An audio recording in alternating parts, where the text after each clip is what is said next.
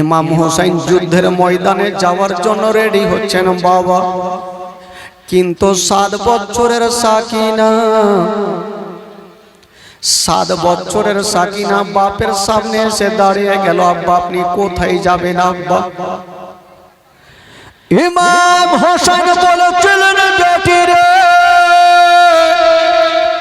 ওরে বেটি সাকিনা, আমি যুদ্ধের ময়দানে যাব। সাকিনা বলছেন, আব্বা গো, আমি আপনার বেটি, আপনাকে যুদ্ধের ময়দানে যেতে দিব না গো আব্বা। ও গো আব্বা, আমার বয়স মাত্র 7 বছর আব্বা, আপনি যদি চলে যান আর আপনার কিছু হয়ে যায় গো আব্বা, আমার সারাটা জীবন অন্ধকার হয়ে যাবে। ইমাম হোসেন বলেছিল, বেটি রে, ওরে লাডলি দুলারি, ওরে বেটি সাকিনা, মা তুমি চোখের পানি ফেলিও না, আমি যতক্ষণ পর্যন্ত ওই যুদ্ধের ময়দানে যাব না, ওই কারবালায় যুদ্ধ থামবে না। সাকিনা বলছেন, আব্বা গো, আব্বা গো, আপনাকে যেতে দিব না গো আব্বা। জয়নাল আবেদিন চলে আসিল, বলছেন, আব্বা গো, আমার গায়ে অত্যন্ত জ্বর লেগে আছে গো আব্বা, আব্বা গো, আপনি যাবেন না আব্বা, আপনি যদি চলে যান গো আব্বা, আমাদের সারাটা জীবন অন্ধকার হয়ে যাবে। ও গো আমার মা বোনেরা, ও গো ভাই বাবা জিরা, শোনেন মা, কলেজা খানা ফেটে যাবে মা। 7 বছরের সাকিনা বাবা তুলাতে গড়াগড়ি করেছে না। উম্মে কুলসুম একদিকে কাঁদছে, জাইনাব একদিকে কাঁদছে, হাসান বানু একদিকে কাঁদছে, সোহার বানু একদিকে কাঁদছে, আলী আকবর একদিকে কাঁদছে, আবুল কাসিম একদিকে কাঁদছে, বাবা মোহাম্মদ একদিকে কাঁদছে, সবাই টুকরে টুকরে কাঁদতে লাগলো। বলছেন, আব্বা গো, আব্বা গো, যে যুদ্ধের ময়দানে গেল সে ফিরে আসলো না গো আব্বা, আব্বা গো, একটা কথা বলে দি, আমার ভাই আলী আসগার গেল গো আব্বা, পানি পেল না আব্বা গো, পানির জন্য হুলকুমে তীরখানা লেগেছিল আব্বা, আমার ভাইকে দেখতে পেলাম না আব্বা গো। মোহাম্মদ ইব্রাহিম চলে গেছে আব্বা, আব্বা গো, আপনি যদি চলে যান আমাদের সারাটা জীবন অন্ধকার হয়ে যাবে। ইমাম হোসেন বলেছিল, ওরে লাডলা দুলারা, ওরে কলেজার পাড়া, ওরে নয়নের তারা, দাদা তোমরা বাধা দিও না রে লাডলা, তোমরা বাধা দিও না, আমি যতক্ষণ পর্যন্ত যাব না কারবালার যুদ্ধ ততক্ষণ পর্যন্ত থামবে না।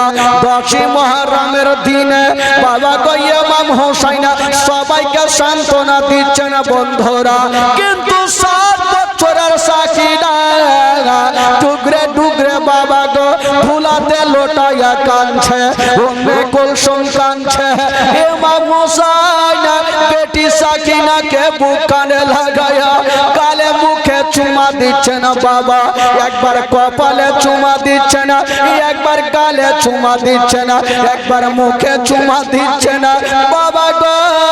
যেই সন্তানের বাবা বেঁচে নাই তার দুনিয়াতে কিছুই নাই, যার মা বেঁচে নাই তার দুনিয়াতে কিছুই নাই। পৃথিবীতে সব খুঁজে পাবেন গো, কিন্তু মার মতো একটা মা খুঁজে পাবেন না। ওরে যুবকেরা, ও মা বোনেরা, ঘটনা শুনেন মা।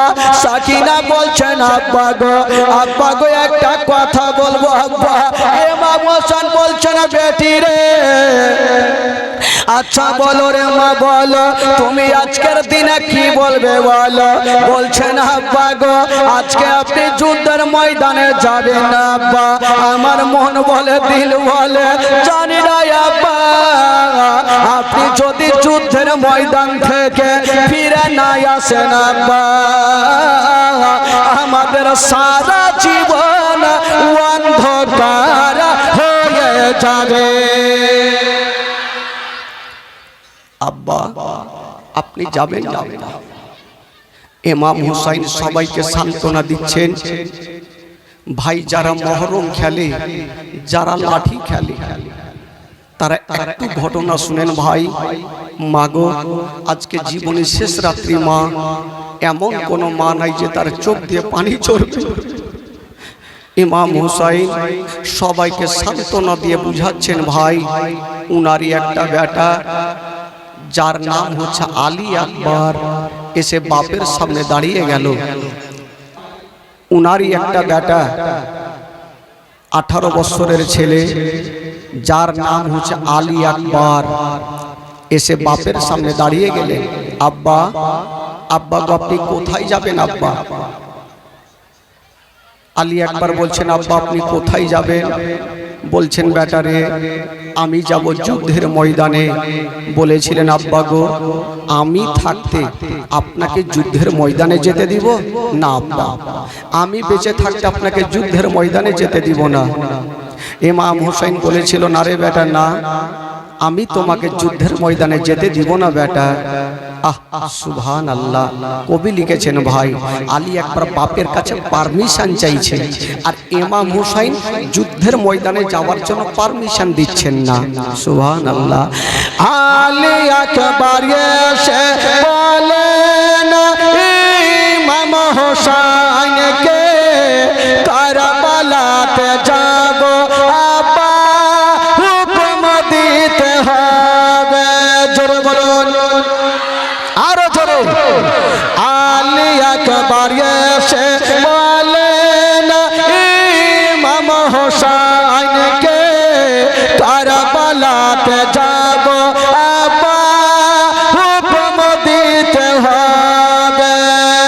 হুসাইন বলে যেও না বাবা, হুসাইন বলে যেও না বাবা, ফিরে আসবে না রে, ইসলামের জন্য লেন হুসাইন শহীদ কারবালায় রে, ইসলামের জন্য লেন হুসাইন শহীদ কারবালায় রে। ওই আলী আকবর বলেছিল, না বাগো আব্বা আপনি কোথায় যাবেন আব্বা? বলেছিলেন, বেটারে আমি যাব যুদ্ধের ময়দানে। ইমাম হুসাইন বলেছিল, ওরে বেটা আলী আকবর আমি থাকতে বেটা তোমাকে যুদ্ধের ময়দানে যেতে দিব না। ওরে বেটারে তুমি যুদ্ধের ময়দানে যেও না। হাজার হইল আলী আকবর বলেছিলেন, আব্বা গো, ও গো আব্বা আমি আপনার বেটা গো আব্বা, আমি যতক্ষণ বেঁচে আছি আপনাকে যুদ্ধের ময়দানে যেতে দিব না। ইমাম হুসাইন যুদ্ধের ময়দানে যেতে দিবে না, আর আলী আকবর বাপের হাতখানা ছাড়ে না। আব্বা গো, আব্বা গো আমাকে খুশি মনে বিদায় দেন আব্বা, আমি যাব যুদ্ধের ময়দানে। তবে বেরাদারে একটা কথা বলছি ভাই শুনেন, সেই দিন কি আলী আকবর কোনো বিয়ে বাড়ি যাওয়ার জন্য পারমিশন চাইছিল? কোনো ভোজ খাওয়ার জন্য কি বাপের কাছে পারমিশন চাইছে? একটু গভীর ভাবে ভাবেন ভাই, আলী আকবর কোনো বিয়ের জন্য পারমিশন চাইনি, কোনো ভোজ খাওয়ার জন্য বাপের কাছে পারমিশন চাইনি। আলী আকবর বাবা গো নিজের গর্দানকে কাটিয়ে দেওয়ার জন্য, বাবা যুদ্ধের ময়দানে যাওয়ার জন্য পারমিশন চাইছে। বাবা গো ইমাম হুসাইন সেদিন পাহাড়, সবুরের পাহাড় হয়ে দাঁড়িয়ে আছেন ভাই, একের পর এক যুদ্ধের ময়দানে যাচ্ছেন, আর কারবালাতে গিয়ে নিজের গর্দানকে কাটিয়ে দিচ্ছে। ইমাম হুসাইন বেটা আলী আকবরের হাত ধরে বলছে, বেটা রে বেটা, ওরে লাটলা দুলারা তুমি যুদ্ধের ময়দানে যেও না বেটা। আলী আকবর বলেছিলেন, আব্বা গো, আব্বা আমি বেঁচে থাকতে আব্বা আপনাকে আমি যেতে দিব না গো আব্বা। কথা চলছে ভাই, আলী আকবর বলছেন, আব্বা গো আমার 7 বছর বছরের বহিন সাকিনা এই যে পানির জন্য ছটফট করে কাঁদছে। জয়নাল আবেদিন চরে জ্বালাতে পানির জন্য কাঁদছে। আওনা মোহাম্মদ কাঁদছে, সবাই কাঁদছে। আব্বা আমি যাব আর ফোরাত নদীকে জয় করাইয়া আমি ফোরাত নদী থেকে পানি আনিব। কিন্তু ইমাম হোসেন বলছে বেটা খবরদার যেতে দিব না। আলী আকবর বাপের হাত ধরে বলছে না আব্বা গো আমাকে পারমিশন দেন 10ই মুহররমের দিনে।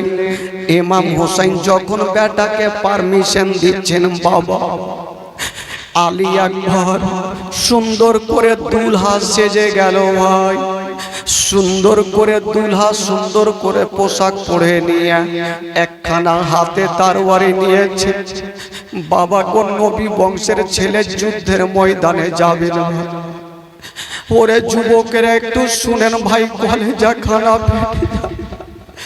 আলী আকবর যুদ্ধের ময়দানে যাওয়ার জন্য পারমিশন পেয়ে গেল। বাবা গো সুন্দর পরে পোশাক পরে যুদ্ধের ময়দানে যাবে। ইমাম হোসেন বেটাকে বিদায় দিচ্ছে। আলী আকবর শেষের মতো বাপের হাত ধরেছেন। আব্বা জানি না আব্বা, আমি তো যুদ্ধের ময়দানে যাব, ঘুরে আসবো কি আসবো না সেটার কোনো গ্যারেন্টি নাই আব্বা। একদিকে 22,000 সৈন্য দাঁড়িয়ে আছে, একদিকে ইমাম আলী আকবর একাই। আব্বা জানি না আমি ঘুরে আসবো কি আসবো না, তবে আব্বাকে যাওয়ার আগে শেষবারের মতো একবার আপনি আমাকে বুকখানে জড়িয়ে ধরেলেন। হায় রে ইমাম হোসেন, বেটা আলী আকবরকে বুকখানে টেনে লাগিয়ে নিয়েছে রে বাবা। একবার কপালে চুমা খেয়ে বলছেন বেটা আলী আকবর এবার তুমি যুদ্ধের ময়দানে যাচ্ছ, যাও বেটা। তুমি বেটা আলী আকবর তুমি একটা কথাই আমার শুনে যাও রে বেটা। যুদ্ধের ময়দানে যাচ্ছ, তবে তোমার বাপ তোমাকে একটা কথা বলতে চাই বেটা। তুমি যুদ্ধের ময়দানে যাচ্ছ, যাও বেটা। খবরদার যুদ্ধের ময়দান থেকে তুমি পালিয়ে আসিও না বেটা। নবী বংশের ছেলে ইমাম হোসেন বেটাকে শিক্ষা দিচ্ছেন বাবা। ওরে লাডলা দুলারা, ওরে কলেজার পাড়া, ওরে নয়নের তারা, তুমি যুদ্ধ করতে যাচ্ছ, যাও বেটা। ইসলামকে বাঁচাতে যাচ্ছ, তবে শুনে রাখো ওই যুদ্ধের ময়দান থেকে বেটা ভয়ে পালিয়ে আসিবে না, পিঠ দেখিয়ে পালিয়ে আসিবে না। আলী আকবর বলেছিলেন আব্বা গো, পাহুল মানের মতো উত্তর দিয়েছিলেন আব্বা আমি গর্দান কাটিয়ে দিব, কিন্তু যুদ্ধের ময়দান থেকে আমি পালিয়ে আসব না। আব্বা আমি নিজের গর্দান কাটিয়ে দিব, আমি যুদ্ধের ময়দান থেকে পালিয়ে আসবো। ইমাম হুসাইন বেটাকে পারমিশন দিলেন। চিন্তা করেন ভাই, সেদিন কি ভোজ খাতে যাচ্ছিলেন? আলী আকবর কি বিয়ে বাড়ি যাচ্ছেন? না, নিজের গর্দানকে কাটা। সবারই কাছে পারমিশন চাইছে, সবারই কাছে পারমিশন চেয়ে আলী আকবর যখন বাবা দুলদুলে চেপে গেল, শেষবারের মতো সবাইকে ক্ষমা করে দিয়ে সবারই কাছে ক্ষমা চেয়ে নিয়ে দুলদুলের লাগামটা টান দিয়েছেন। খোদার কসম ভাই, একটা ঘটনা ঘটে গেল। 7 বছরের সাকিনা কাঁদতে কাঁদতে ঘোড়ার সামনে গিয়ে দাঁড়িয়ে গেল। লাগামটা ধরে নিয়ে বলছেন, দাদা দাদা গো, আজকে তুমি দুলহা সেজে যাচ্ছ দাদা, তবে আদরের বহিনটাকে কিছু দিয়ে যাও, কিছু উপহার দিয়ে যাও। দেখবেন আমাদের মধ্যে, সমাজের মধ্যে একটা প্রথা আছে, যখন কোনো ভাই বিয়ে করতে যাবে, ছোট্ট বহিনেরা ভাইয়ের সামনে এসে হাত পেতে দিবে, ভাই বিয়ে করতে যাচ্ছ তবে আদরের বহিনটাকে কিছু দিয়ে যাও। সেদিন সাকিনা কাঁদতে কাঁদতে ভাইয়ের সামনে দাঁড়িয়ে গেল, দাদা আজকে তুমি দুলহা সেজে যাচ্ছ দাদা, তবে আদরের বহিনটাকে কিছু দিয়ে যাও দাদা। ইমাম আলী একবার কাঁদতে কাঁদতে বহিন সাকিনাকে বলেছিলেন, ওরে সাকিনা বহিন, আজকে দেওয়ার মতো আমার কাছে কিছু নাই বহিন, তবে যখন তুমি চেয়েছো আমি তোমাকে না করতে পারবো না বহিন। একটা কাজ করো, তোমার ওন্নাখানাকে তুমি আমার সামনে রেখে দাও। আমি তোমাকে না দিয়ে কোনোদিন যাইনি, আজকেও তোমাকে না দিয়ে আমি যাব না। আজকে আমি দুলহা সেজেছি বহিন, তোমাকে না দিয়ে যাব না। তোমার ওন্নাখানা আমার সামনে রাখো। 7 বছরের সাকিনা বহিন ভাবছেন, আল্লাহ আমার দাদার কাছে আমি কিছু উপহার পাবো। ছোট্ট বহিন নিজের ওন্নাখানাকে দাদার সামনে রেখেছে।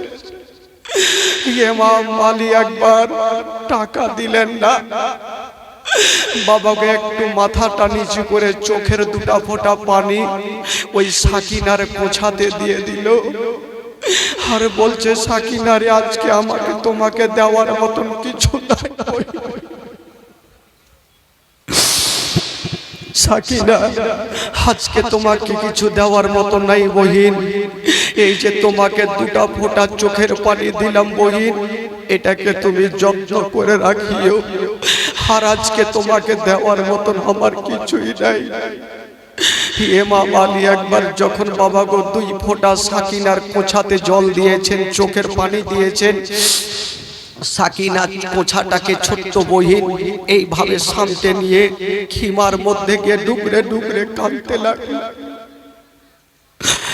আলী একবার বলতে লাগলো, বহিন সাকিনা আজকের দিন তুমি চোখের পানি ফেলিও না রে বহিন। আজকে তুমি আমাকে খুশি মনে বিদায় দাও।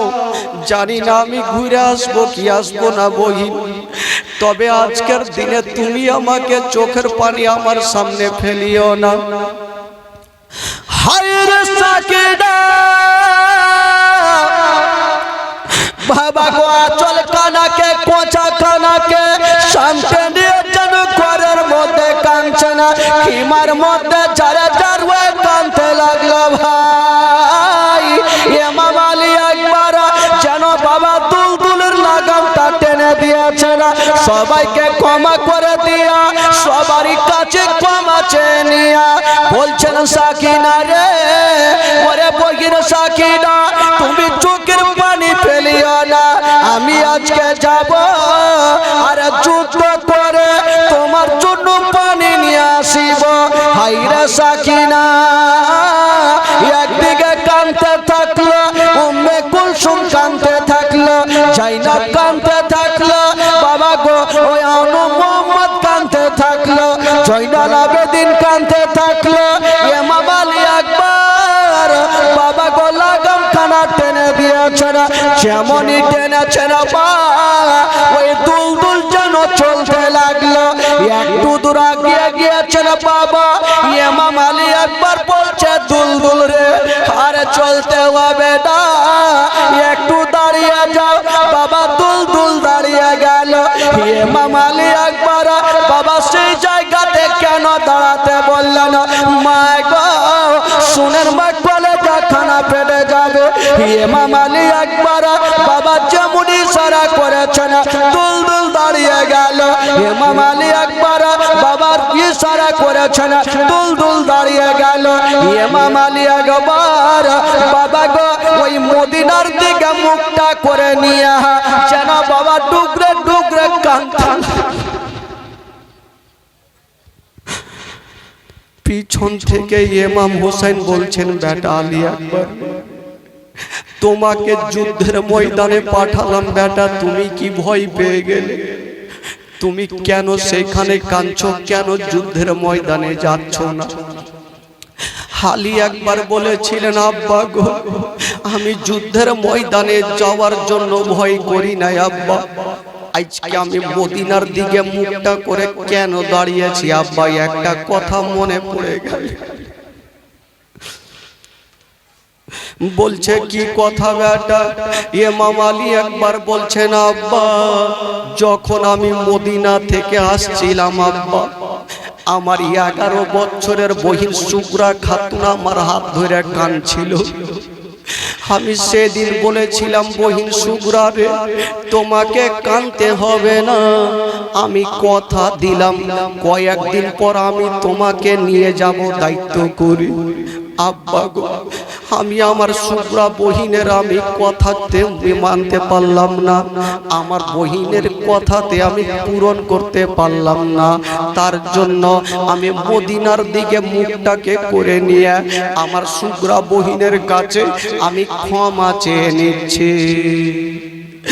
এই কথা যেমনই বলতে নাই, ইমাম আলী একবার বাবা মদিনার দিকে মুখটাকে করে নিয়া বলছে না, বহিন শুক্রা রে, তুমি আমাকে ক্ষমা করে দিয়া, আমি যদি জীবিত আসি তবে তোমাকে নিয়ে আসিব, আর জীবিত যদি না আসি তবে বহিন আমার জন্য দোয়া করিয়া।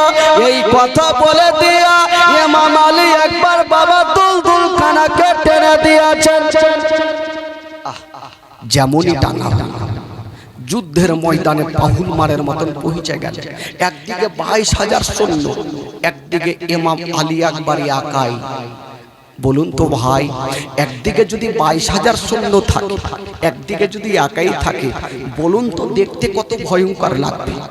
ইমাম আলী আকবর দাঁড়িয়ে গেছেন, নবী বংশের ছেলে, এত সুন্দর চেহারা। তবে আলী আকবরের চেহারা কেতাবে লিখছেন আমার নবীর মতো দেখতে ছিল। জোরে বলুন সুবহানাল্লাহ।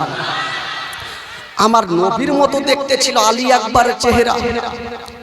ওই আলী আকবর দাঁড়িয়ে গেল, ইবনে সাদ বলল, কে আছো যাও, আলী আকবরের মাথাটা কেটে নিয়ে চলে আসো। নবী বংশের ছেলে, আর তুমি হুট করে বলে দিবে একজনকে মাথা কেটে নিয়ে চলে আস, কখনোই হতে পারে না। যাও। একটা লোক চলে আসিল, এসে বলছেন, আলী আকবর, তোমার চেহারা দেখতে ভালো লাগছে, যাও তুমি মার বুকে ফিরে যাও। আলী আকবর উত্তর দিয়েছিল, ওরে শয়তানেরা রে, আমার চেহারা দেখতে ভালো লাগে, হোসাইনের চেহারা কি ভালো লাগে না? আমার চেহারা দেখতে ভালো লাগে। আলী আসকারের চেহারা কি ভালো লাগে না? আমার চেহারা ভালো লাগে। আউন মোহাম্মদের চেহারা কি ভালো লাগে না? আমার চেহারা ভালো লাগে। সাকিনার চেহারা কি ভালো লাগে না? আমার চেহারা ভালো লাগে। জয়নাল আবেদিনের চেহারা কি ভালো লাগে না? যে তাদের জন্য তোরা পানি বন্ধ করে দিয়েছিস। তবে শোন, আমি ইমাম হোসাইনের বেটা, মরবো না হয় মারবো, যতক্ষণ পর্যন্ত আজকে ফোরাত নদীর পানি নিব না, ততক্ষণ পর্যন্ত আজকে আমি বাড়ি যাব না। জোরে বলুন। এই কথা বলতে না ইয়াজিদের সৈন্য রাগ উঠে গেল। যেমনই রাগ উঠতে নাই, বাবা গো তরবারি হাতে ছিল, চালিয়ে দিয়েছেন আলী আকবরের দিকে। যেমনই আলী আকবরের দিকে তরবারি চালিয়ে দিয়েছেন বাবা, আলী আকবর ঢালে এড়ে নিয়েছেন, আর আলী আকবর এমন জোরে তরবারি চালিয়ে দিল, এত জোরে তরবারি চালিয়ে দিয়েছে বাবা, ওই তরবারি খানা ওই দুশমনের গলাতে পড়ে গেল। আর যেমনই গলাতে পড়েছে মা, ওই দুশমন দুই খণ্ড হইয়া জমিনে পড়ে গেল। তো যার শরীরে নবী বংশের রক্ত আসবে তার সঙ্গে মোকাবিলা করে কেউ পারবে ভাই? একটু জোরে বলুন, পারবে? কেউ পারবে না। আলী আকবর হঠাৎ করে ফোরাত নদীকে দেখে ফেললেন। আলী আকবর ভাবলো, এবার আমি যাব ফোরাত নদীতে। ওরে ইয়াজিদের সৈন্যরা, কে মায়ের দুগ্ধ পান করে রেখেছো, আমাকে বাধা দিয়ে দেখাও, এক্ষুনি ফোরাত নদীতে যাব। আলী আকবর যেমন এই কথা বলা, 22,000 সৈন্য তীর ধনুক নিয়ে ফারসা নিয়ে তৈরি হয়ে গেল। আলী আকবর কি করে যাই দেখে নি। সুবহানাল্লাহ। নবী বংশের ছেলে, নবী বংশের রক্ত আছে শরীরে, তাকে বাধা দিতে পারবি কেউ? আলী আকবর নিজের দুলদুলকে বলছে, দুলদুল রে, আর দেরি করো না, তাড়াতাড়ি করো, আমাকে ফোরাত নদীতে নিয়ে চলো। ওই দুলদুল বাবা সামনে দেখলো, পিছনে দেখলো, ডানে দেখলো, বামে দেখলো, ভাই সামনে দেখছেন 22,000 সৈন্য।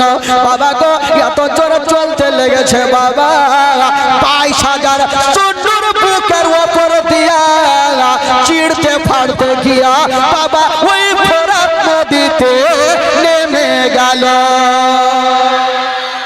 জোরে বলুন। যেমনই ফোরাত নদীতে নামলো, 3 দিন থেকে পানি পান করেনি, হঠাৎ করে সামনে পানি। আলী আকবর ভাবছেন আমি পানি পান করব। আলী একবারে এক চুল্লো পানি হাতে নিয়েছে, যেমনই পানি পান করতে যাবে মা, হঠাৎ করে 2 নয়নে আলী আসগরের কবরখানা দেখে নিল, মোহাম্মদ ইব্রাহিমের কবরখানা দেখে নিল। ইমাম আলী একবার বলছে পানি রে, এই পানি পানি করে আমার আলী আসগর শহীদ হয়ে গেছে, এই পানি পানি করে মোহাম্মদ ইব্রাহিম শহীদ হয়ে গেছে। পানি রে, আমিও তোকে পান করব না।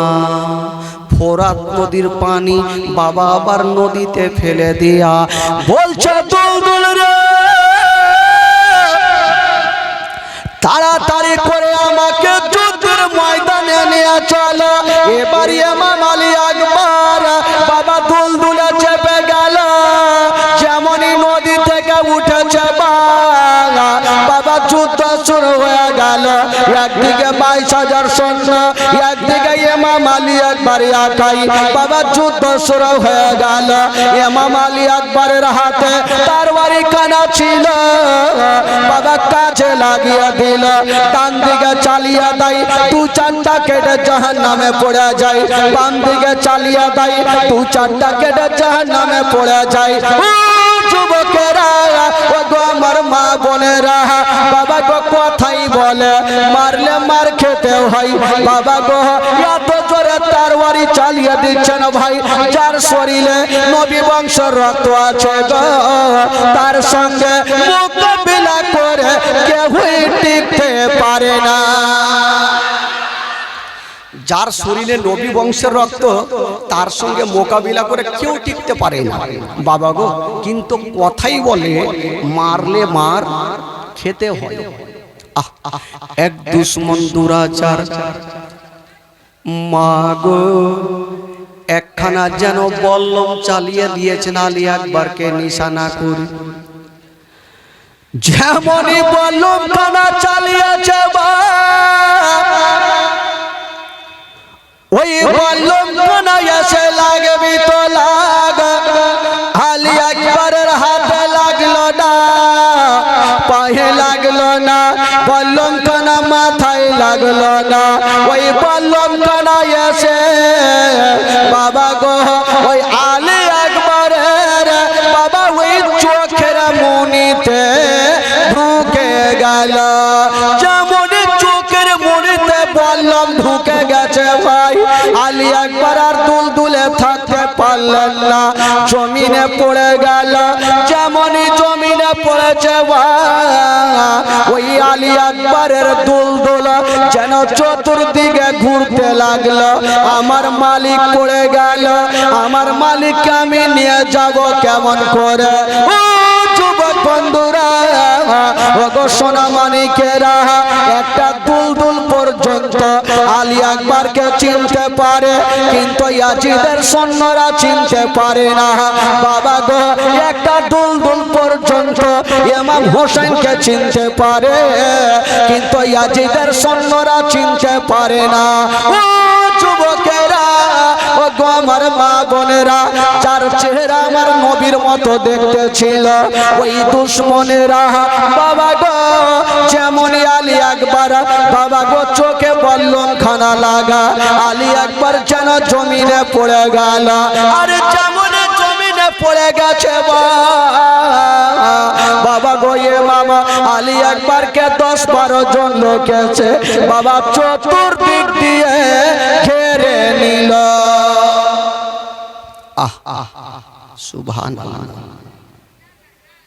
একটু দাঁড়ান ভাই, যেমনই চতুর্দিকে ঘেরেছেন, ইমাম আলী আকবর যে দুলদুলে এসেছিল মা, ওই দুলদুল যেন ইমাম আলী আকবরের চতুর্দিকে ঘুরছে, আর দুলদুলের চোখ দিয়ে যেন ঝরঝর করে পানি ঝরে যাচ্ছে। ইমাম আলী একবার বলছে দুলদুল রে, আর তোমাকে ঘুরতে হবে না, যাও আমার আহলিয়াদেরকে খবরখানা করে দাও যে আলী একবার যুদ্ধের ময়দানে কামিয়াব হয়ে গেছে।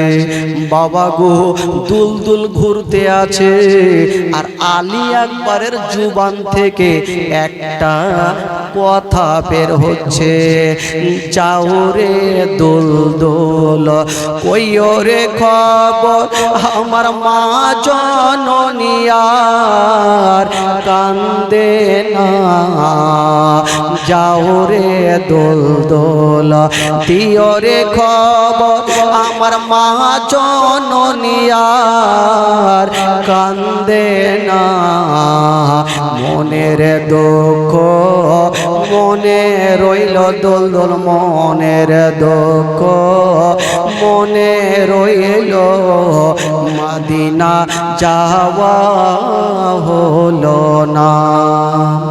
ইমাম আলী একবার বাবা গো কাঁদতে থাকলো, আর ওই দুলদুল যেন বাবা চলতে থাকলো। তবে মা গো একটা কথা বলে দি মা, ইমাম আলী একবার জমিনে শুয়ে আছে, চোখের কোনা দিয়ে রক্ত। ইবনে সাদ বলল দাঁড়িয়ে যাও, একটু দাঁড়িয়ে যাও, আলী একবারের গলাতে ছোরা চালাবে না, একটু দাঁড়িয়ে যাও। ইবনে সাদ বলছে দাঁড়া। আলী আকবরকে চাইলে তো হাজার হাজার সৈন্য গলাতে ছোরা চালাতে পারবে, কিন্তু দাঁড়াও, ছোরা চালাবে না। বললো কেন? বললো একটু দাঁড়িয়ে যাও। এ আলী আকবরকে এমন করে মারব যে আলী আকবর যেন ধুলার সঙ্গে মিশে যায়।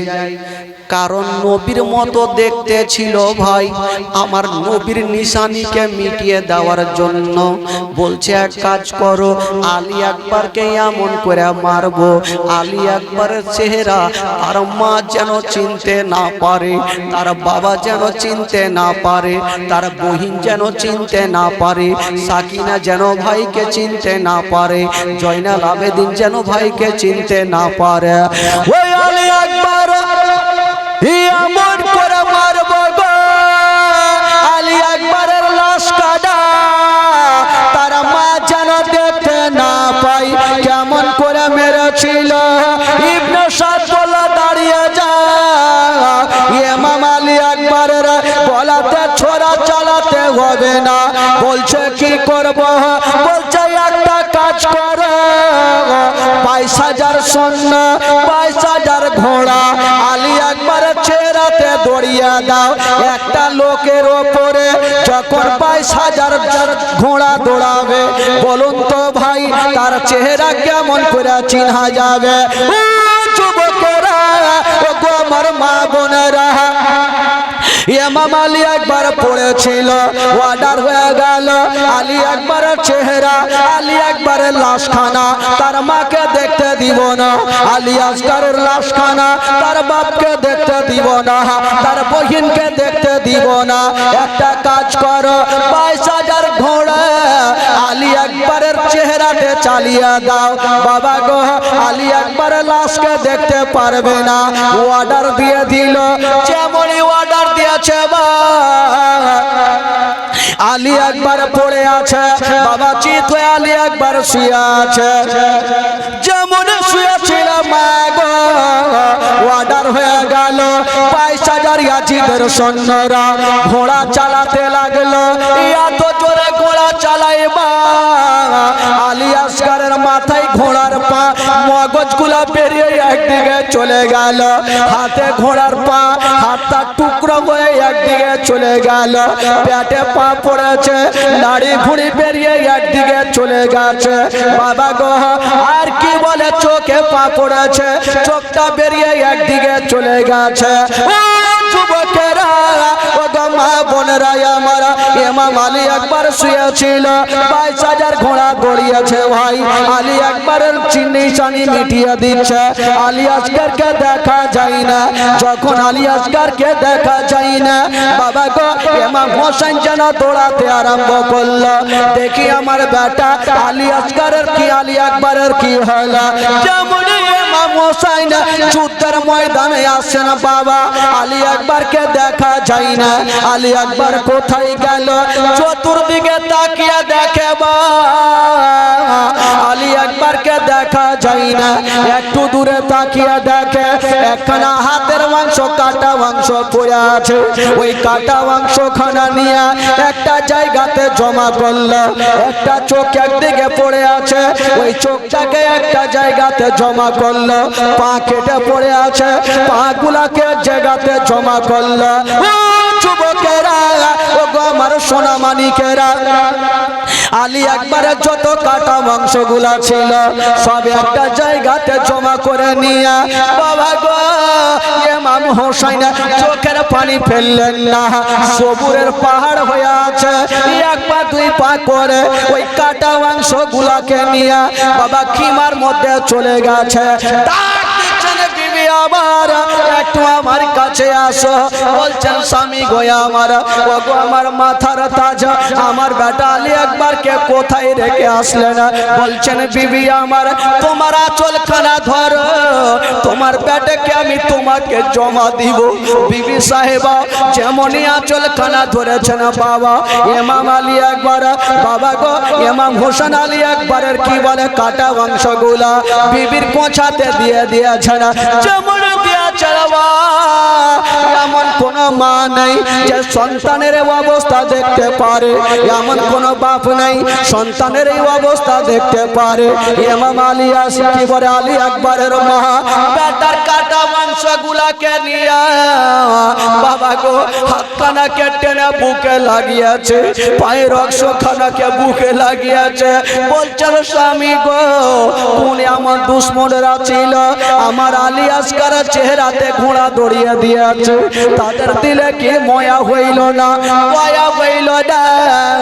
স্বামী স্ত্রীতে কথা চলছে, 7 বছরের বহিন সাকিনা কানতে কানতে বলছেন আব্বা গো আমার দাদা কখন আসবে? আব্বা আমার দাদা তো গেল, আব্বা আমাকে টাকা দিয়ে গেল না, আব্বা আমাকে 2টা ফোঁটা চোখের পানি দিয়ে গেছে, আব্বা আমার দাদা কখন আসবে? ইমাম হুসাইন বেটি সাকিনাকে বুক কানে নিয়ে বলছেন মা, মা তোমার দাদা এত দূর চলে গেছে মা, আর কখনো তোমাকে বহিন বলে বুকে নিবে না। বাবা গো ইমাম আলী আকবর সারা জীবনের মতো দুনিয়াটা ছেড়ে বিদায় নিয়ে চলে গেল। সকলে পড়ুন ইন্না লিল্লাহি ওয়া ইন্না ইলাইহি রাজিউন। বাবা গো ইমাম আলী আকবর দুনিয়া থেকে বিদায় নিয়ে চলে গেল। কিন্তু বেরাদার আমার মা বোনেরা শুনেন, খালা একটা ঘটনা বলি মা গো, একের পর এক যাচ্ছে না ভাই, আর কারবালাতে শহীদ হয়ে যাচ্ছে, ইমাম হোসেন যাচ্ছে না, আর লাশটাকে ঘাড়ে করে নিয়ে এসে কারবালাতে দাফন করছে। বলুন তো ভাই 10ই মুহররমের দিনে যারা লাঠি খেলে, বলুন তো ভাই সেদিন ইমাম হোসেন লাশটাকে ঘাড়ে করে নিয়ে এসে কারবালাতে দাফন করছে, আর একদিকে ইয়াজিদের সৈন্যরা কত ঠাট্টা করছে, কত খুশি মানাচ্ছে। 10ই মুহররমের দিনে আমরা খুশি মানাই, আমরা বাবা কি বলে খুশি মানাই, লাঠি খেলি, ঢোল বাজাই। কিন্তু বেরাদার লক্ষ্য করেন মা সেদিন 10ই মুহররমের দিনে কারা খুশি মানিয়েছিল? যদি খুশি মানাই তবে বাবা গো ইয়াজিদের সৈন্যরা খুশি মানিয়েছিল, আর দুঃখ করেছিল ইমাম হোসেন কি বলে আহলে বাইতের ছেলেরা। ও যুবকেরা যদি চিন্তা করেন একটা বাড়ি থেকে যদি কোনো বেটা ইন্তিকাল করে ওই বাড়িতে কেউ খুশি থাকবে না, ওই বাড়িতে কেউ হাসি খুশি থাকবে না, সব সময় দুঃখ প্রকাশ করবে। ইমাম হোসেন বেটাকে মাটি দিয়ে বলুন তো ভাই সেই দিন কি খুশি পালন করেছিল? না রে বাবা না। তবে বুঝে গেল ভাই যারা খুশি পালন করে তবে ইয়াজিদের সুন্নাত পালন করে।